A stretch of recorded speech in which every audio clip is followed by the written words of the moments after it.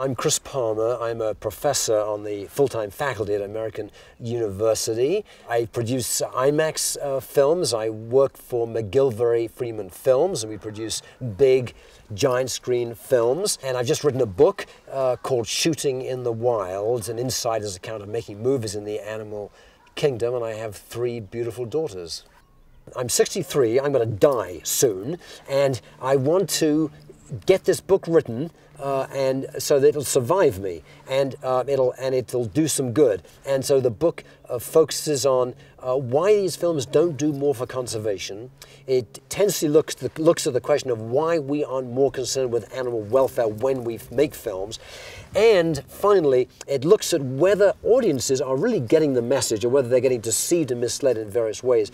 And these are very important questions. And when I got into filmmaking in the early 1980s, I was very naive. I assumed those 3 questions were not even worth asking. I assumed these films promoted conservation. I assumed animals wouldn't be mistreated. I assumed audiences would get the truth. And I've come to realize those fundamental assumptions I made when I got into this business are wrong.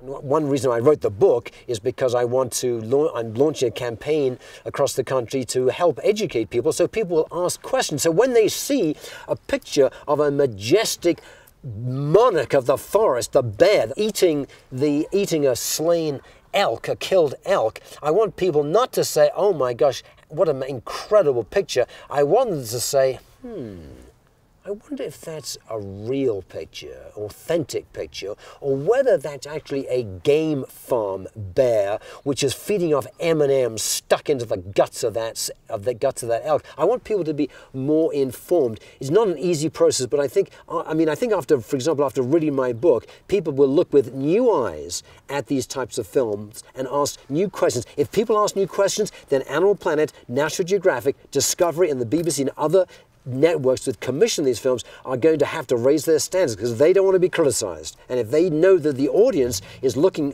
at these films in a more informed way, they themselves will not make mistakes. And I think what my book does, and what I try to do, is we're trying to raise the standards so that filmmakers look harder for ways of producing films that are, they need to be brazenly innovative. So we need to really rethink what we're doing. We need to think, how do we make these films so that they are entertaining, full of drama and conflict and excitement, but also responsible, and which don't hurt animals, that don't mislead audiences, that advance the cause of conservation. How do we do that? And the book begins to discuss that question, and I think that's the challenge for all of us now, is to come up with new ways to make these films that aren't over-sensationalistic and which are responsible, but which also are absolutely riveting to watch.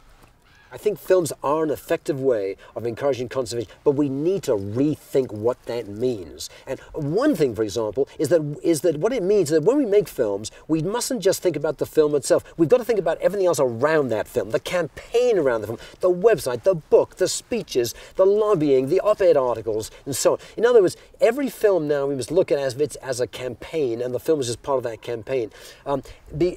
So I think films can be effective in promoting conservation, but we need just to rethink what that means, and not just make the facile assumption that every film will naturally promote conservation. We have to rethink, is this going to work? Why is it going to work? How do we make it more effectively? What do we do? What audience are we aiming for? Do we want to make this film for a general audience, or do we want to actually make it for the chair of the Senate Finance Committee who's going to make that key decision? So we need to think about audiences more and campaigns more, and what these films are actually achieving. But generally I'm optimistic. I think these films can make a difference. We just need to rethink freshly what that means.